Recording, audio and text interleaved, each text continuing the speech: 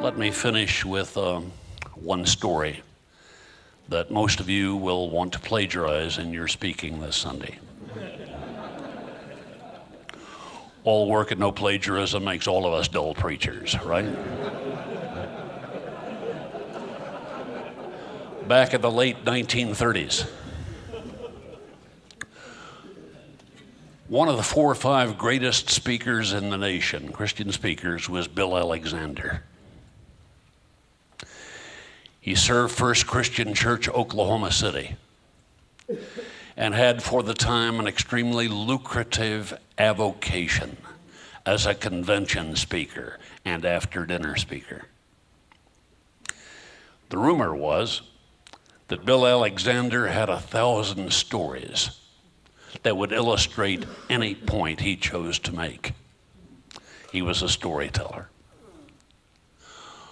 One day, he flew into Chicago Midway Airport, where that night he was to address the annual gathering of the American Academy of Mathematicians.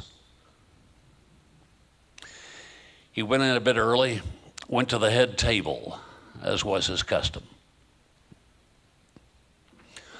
Another man came and sat at the head table. Alexander was shuffling through his notes, trying to decide which 6 or 7 or 8 of his stories to stitch together for this gathering this evening. But he glanced over and saw the new fellow who had joined him at the head table a couple of seats down. And he said, "Say, fellow, you look familiar. What's your name?" And the man replied, "My name is Albert Einstein." That shook Alexander. Not only because he had failed to actually identify the greatest mind of his generation, but also because he suddenly sensed that these stories that had gone over so well several evenings before at the Kansas State Kiwanis Convention just might not fit the intellectual depth and range of the crowd that he was entrusted with tonight. And Bill Alexander panicked, big time, started praying fervently. And he sensed that he heard a voice saying, "Tell them about me, Bill.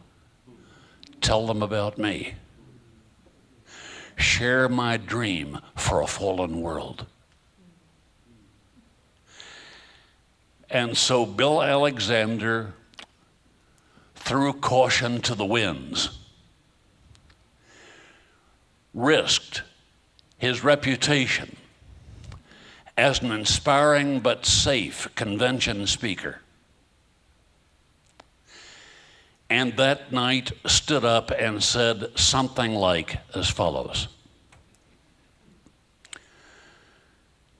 About 1900 years ago, the God of the universe perceived that the human race had lost its way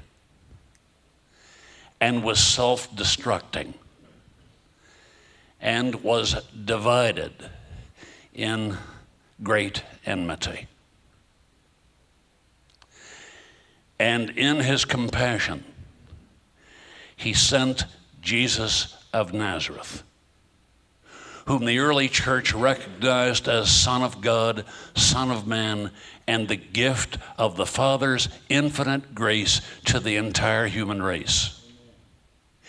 He raised up some followers and told them that they were the salt of the earth and that they were the light of the world.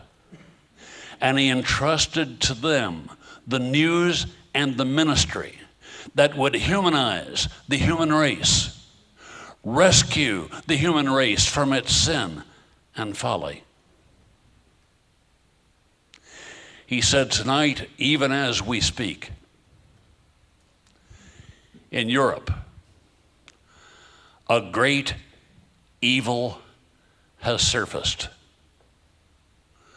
We hear reports that the Third Reich, led by a man named Adolf Hitler, is exterminating gypsies, exterminating Jewish people, exterminating as many political opponents as he can find. And he is hell-bent on world domination.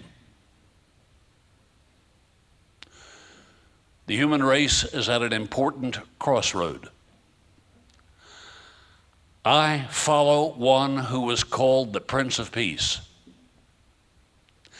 Let me invite you to follow that Prince of Peace. If you write learned academic journals that are published in the most prestigious, peer-reviewed journals, good for you. But if you never get around to joining the movement that is the hope of the entire inhabited earth, you will have forfeited the purpose for which you were born.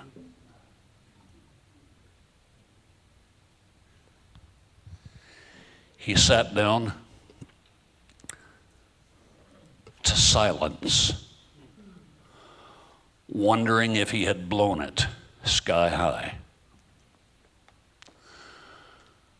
When Einstein leaned over to him and said, "Say, fellow, I hope your team wins."